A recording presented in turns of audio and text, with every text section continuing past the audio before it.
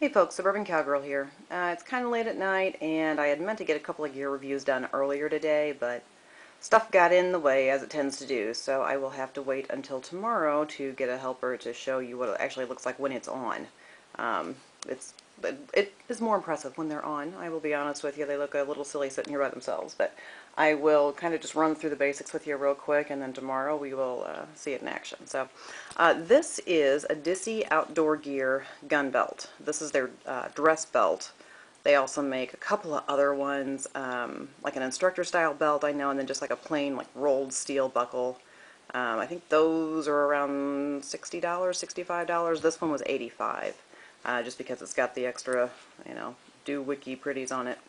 So you've got like a two-tone tooled buckle and catch and tail. Then the leather itself is a very pretty, like a dark oak almost. And it's got the contrast stitching in there. And of course, being a girl, we want things to look pretty too. They need to be functional, but they have to look nice while they're doing it. So this one in particular, if you look at it, actually tapers from the widest point, which would be basically from the front of hip to hip, and then it tapers down in the front. So if you're looking at this belt, you're not going to know it's a gun belt just from seeing the front of it. A lot of those instructor style belts, the military style belts, people know what they're looking for, and it's really easy to pick them out even if they're not wearing a gun. It's still easy to see that they could possibly be. This one, it's very hard to tell. So I like that about it. I like the way it looked. And then also the inside of the belt is a suede material, which is great even when I'm wearing the slicker material in my dress slacks. It doesn't slide around, it doesn't move around, it doesn't slide up and down. When you go to reach for your gun or just move around period, it doesn't do the whole twirly bird thing, which a lot of the cheaper belts will do. So the major up point to this one is when you go to squeeze that belt, you go to roll it together, it will not crush, it will not collapse.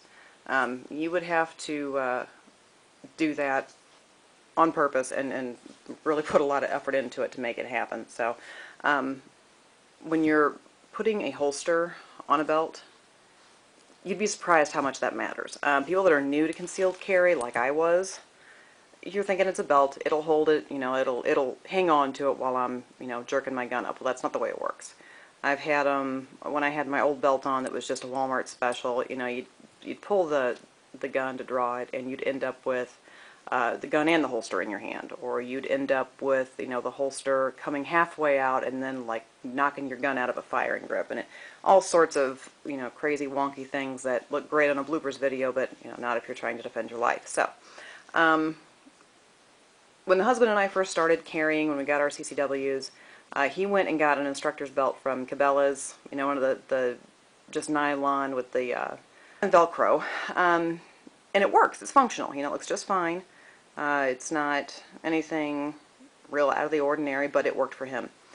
Between that and the holster that he ordered from Garrett, I think he spent about $160, $170 on his rig, and I didn't want to do that. I had already gotten a $100 concealed carry purse from Gun Totin' Mamas, and then realized I was not comfortable carrying off body. So after trying 100 different ways of getting around it and nickel and diming myself to death by buying, little cheap things here and there, I finally just bit the bullet and went and bought this one. So that was at the same time I got the Walther PPS, and I've got that in the Crossbreed Super Tuck.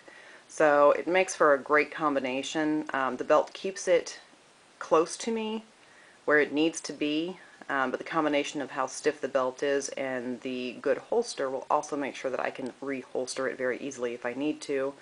And when you go to pull that sucker out, it's not catching on anything. It's going to come out smooth as silk, and you don't have to worry about the belt moving, the holster moving, anything like that. So these come in, I believe it was 1 1/4, 1 1/2, and 1 3/4 widths, measuring from back here, and I went ahead and got the 1 1/2. It seems to be what a lot of the holsters are made in if you go to buy them just off the shelf or whatever. So really the only reason why I did it, and I love it. And it seems to be just the right thickness for somebody who is pretty pretty petite. I'm pretty short and pretty small-waisted, so something like this is a good solution for me. So anyway, if you have any other questions about the belt itself, you can go and look at Disse Outdoor Gear. It's spelled D-I-S-S-E, Outdoor Gear. And they do have a lot of other products on there. They have belts, they have a lot of shooting and outdoor related products. So you should go check them out. They're really, really pretty cool and reasonably priced. I mean, for what you get, you can't beat it. I mean, the leather alone is worth the price, not to mention the work that goes into it. So anyway, like, share, and subscribe, and we will see you later. Bye.